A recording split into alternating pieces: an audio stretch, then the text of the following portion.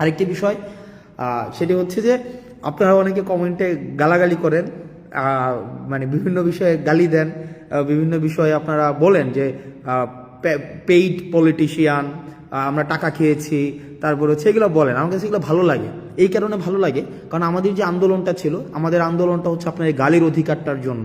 এই যে আপনার কমেন্ট বক্সে আপনার ব্যাকস্পেস ব্যবহার করতে হচ্ছে না, যে এটার জন্যই কিন্তু এই গণঅভ্যুত্থানটা। এই যে আপনাকে ব্যাকস্পেস ব্যবহার করতে হচ্ছে না, আপনি গালি দিতে পারছেন আমাকে, আপনি আমাকে তুই বলতে পারছেন, আপনি আমাকে খুব অপভাষা ব্যবহার করতে পারছেন, আপনি আমাকে বলতে পারছেন যে আমি হচ্ছে টাকা খেয়েছি, ঘুষ খেয়েছি। এই যে এটা বলতে পারছেন না, কুত্তার বাচ্চা বলছেন না আপনি, এই যে কুত্তার বাচ্চা, তুই তোর পরিবারের সবার কুত্তার বাচ্চা, আমি শেষ পর্যন্ত আপনার এটার জন্য আমি ফাইট করে যাব। অর্থাৎ আপনি যেন এটা বলতে পারেন, কারণ অতীতে আমরা এটাও বলতে পারতাম না। আপনি যদি অতীতের সময়গুলো দেখেন, অতীতে কিন্তু আমাদের এটা বলারও অধিকার ছিল না। সুতরাং আমরা আপনার এই গালিটার জন্য আমরা ফাইট করেছি, আপনার দ্বিমত প্রকাশের জন্য আমরা ফাইট করেছি, এবং দ্বিমত প্রকাশটাই আমরা চাই যে আপনারা দ্বিমত প্রকাশ করতে পারেন। শুধুমাত্র সহমত প্রকাশ করবেন, আমি শুধু যেটা বলবো সেটাই আপনি বলবেন, আমরা এটা চাই না।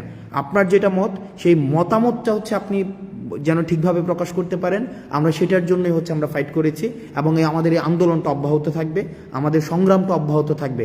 কারণ আপনি যদি এই সংগ্রামটা অব্যাহত না রাখেন, তাহলে আপনাকে মিউট করে দেওয়া হবে।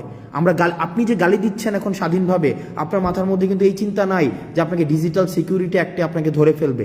এটার জন্যই ছিল আমাদের আন্দোলন। আপনি স্বাধীনভাবে গালি দেওয়ার স্বাধীনতা পেয়েছেন, আপনি স্বাধীনতার জন্য, এই গালি দেওয়ার জন্য আমরা হচ্ছে ফাইট করব, সংগ্রাম করব, যেন আপনি স্বাধীনভাবে গালিটা দিতে পারেন।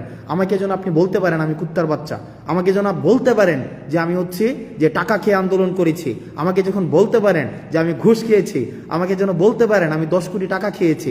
এই যে আপনি 10 কোটি টাকা খেয়েছেন, আমাকে বলেন, আপনাকে কিন্তু কেউ এসে বলে না যে আপনাকে বাসা থেকে উঠাই নিয়ে আসবে। এটা কিন্তু আপনার, এই ভয়টা কিন্তু আপনার নাই, বা এই ভয়টা আমাদের নাই। এই যে ভয়টা নাই, এটার জন্যই হচ্ছে আমাদের এই যে সংগ্রামের সফলতা। আপনি যদি জিজ্ঞেস করেন এই সংগ্রামের সফলতা কি, এই সংগ্রামের সফলতা এইটাই যে আমাদের ব্যাকস্পেস ব্যবহার করতে হচ্ছে না, আমাদেরকে একটা কমেন্ট লেখার পূর্বে আমাদের ভাবতে হচ্ছে না, বা আমাকে কোনো বন্ধু ফোন দিয়ে আমাকে জিজ্ঞেস করে না যে দোস্ত তাড়াতাড়ি কমেন্টটা ডিলিট করে দে, বা তাড়াতাড়ি পোস্টটা ডিলিট করে দে।